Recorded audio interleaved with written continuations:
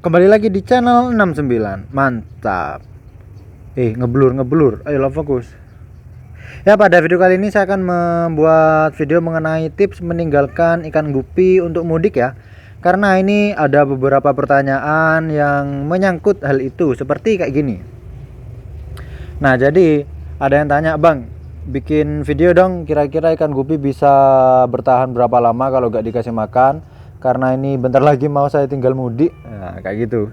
Pokoknya intinya requestan dari mereka itu ingin saya membuat video mengenai ikan gupi yang akan ditinggal mudik kayak gitu. Nah, karena bentar lagi ini kan udah musim mudik ya.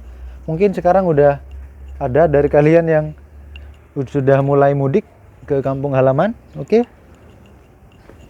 Ya, pada video kali ini saya akan membahas segala sesuatu yang berkaitan dengan daya tahan ikan gupi ketika ditinggal mudik. Oke. Ya, sebelum kita mulai videonya, buat kalian yang masih belum subscribe, langsung aja subscribe di bawah, karena jika banyak dari kalian yang subscribe itu saya bisa lebih semangat lagi dalam membuat konten edukasi mengenai ikan gupi. Oke.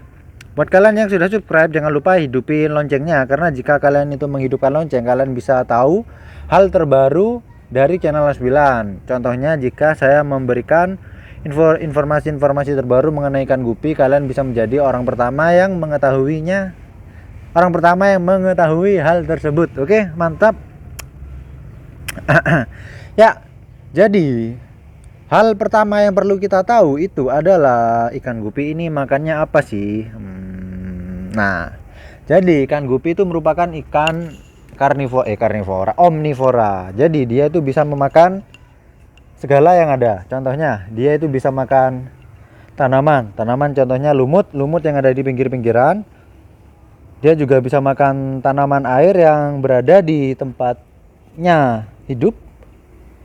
Selanjutnya dia bisa makan hewan-hewan yang mungkin ada di wadah-wadah pembesaran, kayak atau contohnya itu mungkin ada nyamuk bertelur atau ada jentik-jentik. Nah, itu bisa jadi makanan untuk ikan gupi.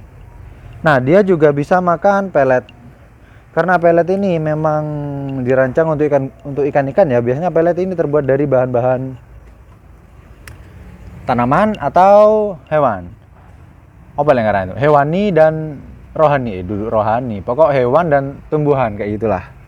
Nah, jadi karena pada dasarnya ikan gupi ini pemakan segala, dia itu bisa memakan berbagai macam hal yang ada di tempat pembesarannya, kayak misalkan di kolam ini. Nah, di kolam ini kan ada tanaman air. Ini ada tanaman air, ekor tupai sama duckweed. Nah, untuk tanaman duckweed, ini duckweed.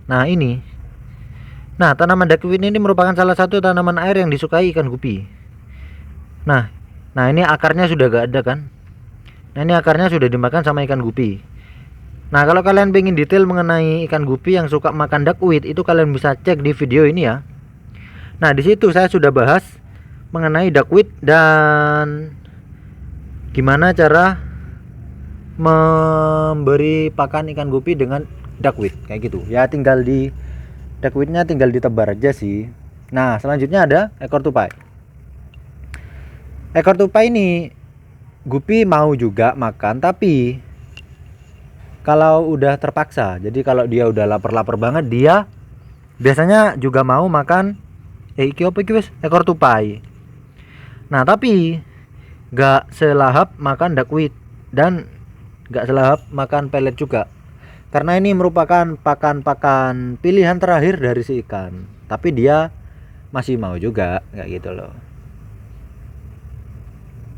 Nah, dia juga bisa makan lumut-lumut yang biasa ada di pinggiran wadah ya, kayak sebentar saya kasih contoh. Nah, kayak gini.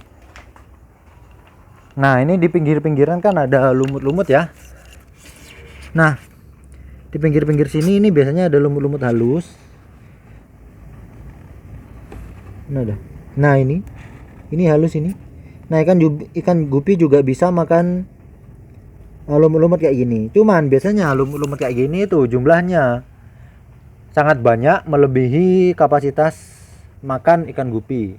Nah ini kalau masih sedikit tidak apa-apa dibiarin, tapi kalau udah banyak itu lebih baik dikuras wadahnya. Nah kayak gitu. Jadi ikan gupi pada dasarnya itu dia bisa makan apa aja.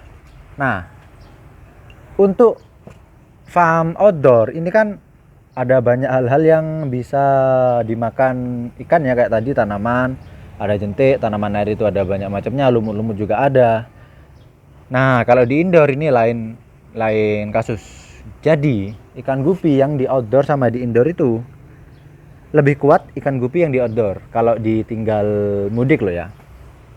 Nah jadi trik dari saya untuk meninggalkan ikan gupi itu ada dua. Yang satu untuk trik indoor, yang satu untuk trik outdoor. Karena dari dua tempat ini sangat berbeda jauh ya, dari lingkungannya juga beda, dari apa yang nih, isi dari akuariumnya juga beda. Akuarium bukan akuarium sih, isi dari wadah pembesarannya juga beda. Nah untuk farm indoor saya itu biasanya tak puasakan. Nah puasakan caranya gimana? Caranya itu kalian tinggal matikan lampunya. Ya udah wis. Ikan kalau udah lampu mati dia akan cenderung lemes, bukan lemes sih. Dia akan cenderung tidak banyak bergerak. Ketika dia tidak banyak bergerak, otomatis kan dia tidak kehilangan banyak energi. Jika ikan itu tidak kehilangan banyak energi, otomatis cadangan atau simpanan energi di dalam tubuhnya itu bisa bertahan lebih lama daripada biasanya, daripada lampunya dihidupin kayak gitulah. Nah sehingga jika lampunya dimatikan, itu ikan akan berpuasa, akan tenang berada di bawah. Kalau waktunya tidur ya dia tidur, kalau waktunya bangun ya dia bangun, tapi cuman ya bangun aja, renang-renang santai kayak gitu. Nah cara seperti itu bisa digunakan untuk ikan-ikan gupi indoor. Nah bisa kuat berapa hari bang? Nah untuk gupi-gupi indoor itu saya pernah itu waktu saya eksperimen packing ikan itu saya bisa membuat ikan itu bertahan dalam paket itu selama 6-7 hari lah, kira-kira 1 minggu. Nah selebih dari 1 minggu itu ikannya udah agak bertahan itulah.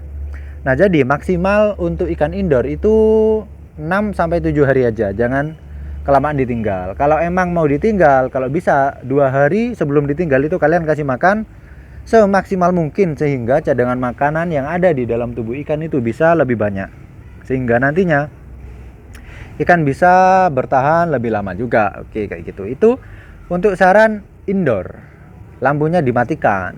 Oke. Saran yang kedua ini untuk farm outdoor kayak gini. Nah kalau farm outdoor ini memang bisa tahan lebih lama karena ada pakan-pakan alami seperti yang sudah saya sebutkan tadi ya, ada tanaman air, ada lumut, dan ini ada bocil-bocil ngapain ini?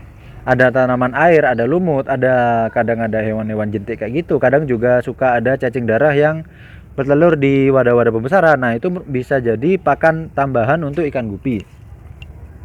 Kalau outdoor ini saya pengalaman dulu itu waktu saya sakit 3 minggu itu untuk farm outdoor saya lost, gak ngecek sama sekali karena saya udah sakit, lemas, gak bisa bangun. Ya udah tak tinggal 3 minggu. Dan apa yang terjadi? Setelah 3 minggu saya cek ikan-ikan saya, beberapa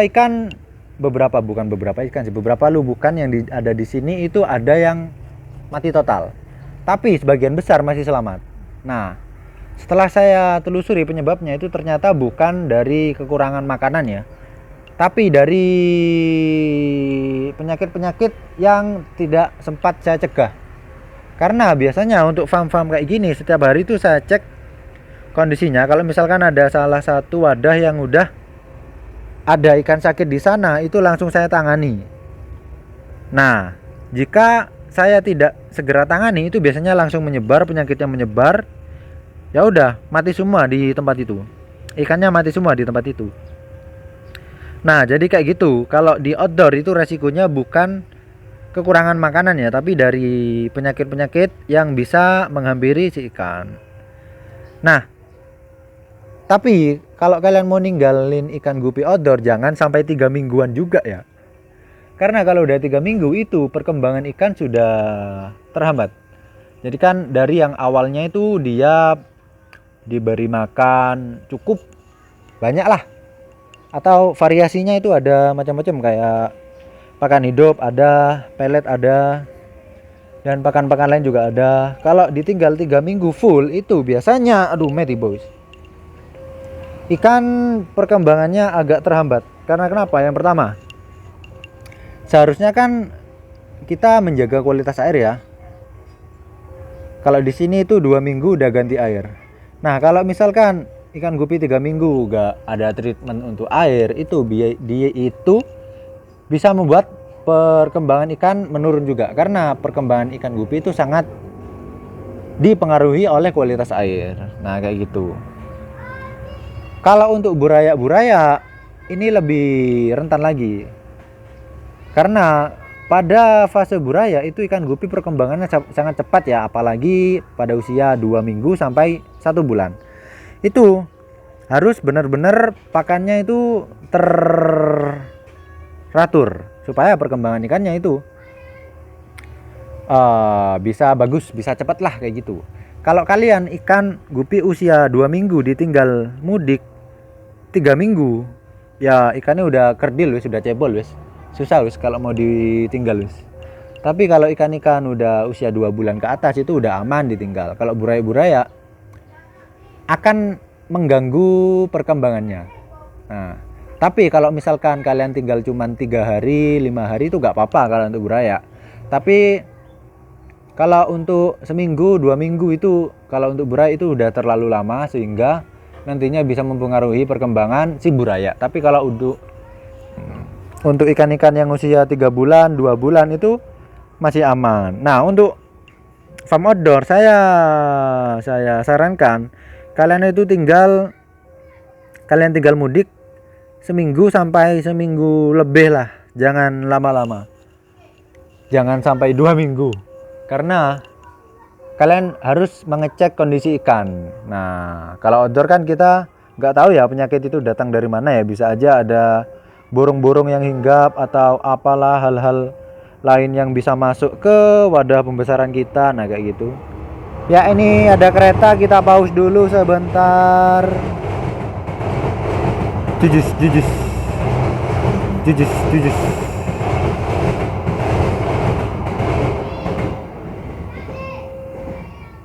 Nah, jadi seperti itu untuk pembahasan mengenai ikan gupi bila ingin ditinggal mudik ya. Untuk outdoor ini saya belum ngasih tips ya. Nah, jadi untuk tips meninggal ikan gupi outdoor itu yang pertama itu sama, kalian kasih makan dulu semaksimal mungkin 2 hari sebelum ditinggal. Setelah itu ketika kalian akan berangkat mudik itu kalian cek dulu kondisi ikan kalian. Nah, kalian cek dulu apakah kondisi ikannya sehat atau kurang sehat. Kalau kurang sehat kalian langsung kasih garam dulu aja untuk pencegahan. Setelah itu kalian tinggal aja kasih garam, kasih obat, itu udah cukup untuk mencegah. Setelah kalian cek kondisi ikan, kalian kasih makan udah cukup, kalian taruh tanaman-tanaman air di wadah-wadah pembesaran. Tanaman air kayak apa? Bebas, kalian bisa taruh tanaman air yang ada di tempat kalian itu apa. Ekor tupai gak apa-apa, duckweed gak apa-apa, apu-apu gak apa-apa, frogbeat gak apa-apa, itu terserah kalian. Kalian taruh aja di wadah pembesaran ikan kalian supaya nanti ikan-ikan gupi itu punya cadangan makanan yang bisa dimakan ketika ikan itu merasa kelaparan. Pus jangan ya, ini kucing saya mengganggu ya. Nah, sehingga nanti kan ikan gupi kalian itu punya cadangan makanan yang bisa dimakan ketika mereka itu merasa kelaparan kayak gitu. Nah, kalau di outdoor kayak gini biasanya air usia 5 hari, 4 hari itu udah berlumut. Nah, kalau wadah kalian udah pinggir-pinggirannya udah berlumut itu lebih enak lagi. Jadi si ikan gupi punya cadangan makanan yang lebih banyak. Nah, kalian juga bisa kasih makan untuk yang outdoor ya. Yang outdoor kalian juga bisa kasih makan kutu air dapnia kayak gini. Nah, karena kalau kutu air dapnia kayak gini dia masih bisa hidup berdampingan dengan ikan gupi selama kutu air itu gak dimakan sama ikan. Nah, Tapi kalau jentik itu nggak bisa, karena jentik itu usianya cuma sebentar. Kalau kalian tinggal beberapa hari aja itu udah jadi nyamuk. Nah, jadi kayak gitu. Itu tips dari saya untuk farm outdoor. Jangan lupa kalian tambahkan beberapa tanaman air atau kutu air. Kalau kutu air nggak ada ya kalian kasih tanaman air aja, nggak apa-apa. Ya, seperti itu untuk tips meninggalkan ikan gupi untuk mudik. Jadi terbagi menjadi dua ya, indoor sama outdoor. Seperti yang sudah saya jelasin tadi. Oke. Gak kerasa ini saya sudah ngebacot 15 menit ya. Tapi gak apalah. Yang penting kalian itu bisa paham mengenai ikan gupi dan mengenai cara meninggalkan ikan gupi untuk mudik. Ya, buat kalian yang masih bingung mengenai ikan gupi, langsung aja tulis di kolom komentar. Ada. Saya. Ya, ini ada bocil-bocil tanya ikan. Nah, itu. Bentar ya. Nah, jadi video ini cukup sekian. Buat kalian yang masih bingung mengenai ikan gupi, mengenai berbagai macam hal yang berkaitan dengan ikan gupi, langsung aja tulis di kolom komentar, nanti pasti akan saya jawab. Untuk jawaban dari pertanyaan kalian itu saya biasanya jawab lewat video ya, karena untuk jawaban lewat video itu saya bisa menjelaskan dengan detail dan saya juga bisa memberikan contoh-contoh yang ada di farm, oke? Ya, mungkin cukup sekian dari channel 9, kurang lebihnya mohon maaf. Jangan lupa dukungannya, like, comment, share, subscribe, mantap.